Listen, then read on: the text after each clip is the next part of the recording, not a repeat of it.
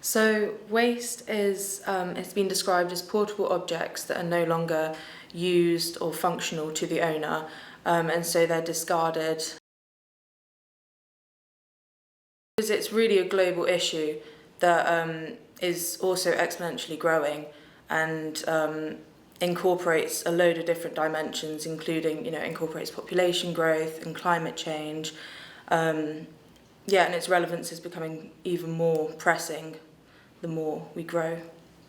Everybody is, in fact, affected by waste, even if you can't see it visually within your life. Via problems such as climate change, you are still being impacted on a massive scale by waste. So policymakers have previously tried to change our habits by influencing consumers to consume more, which then ends up with increased waste. Recently, there has been policies that have been put in place to try and reduce this at a consumer level, but there hasn't been much pressure to change it more at a business side of things, so trying to perhaps change the materials of waste to something that could be recycled better, or just limit waste more overall.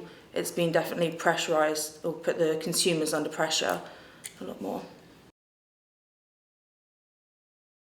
So reduce, reuse, recycle is a policy, and one that's used within my case study and looked into in more depth specifically within Cardiff, with their strategy from 2021 to 2025. And it just shows how Cardiff as a city can incorporate the 3 R's into their life. So the circular economy is something that we should be trying to move towards. It's essentially closing the loop so there should be a reduction of raw materials coming in, and then a reduction of waste going into landfill.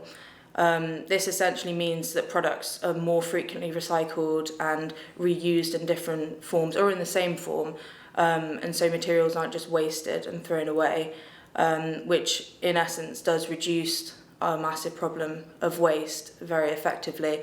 This can be used on both the consumer and the policymaker level. Policymakers can put policy in place to ensure that this is upheld and ensure that materials are being recycled in the proper ways, but this also must be done at the same time as consumers do. It should always be something that people are considering, in all aspects of their life, when they go to the supermarket and they're buying food, or if they're, throwing away clothes. There's a lot of different options, like buying with less plastic or donating to charity, which will just help to move, us as individuals, but also more widely to a more circular economy, which should reduce that problem of waste.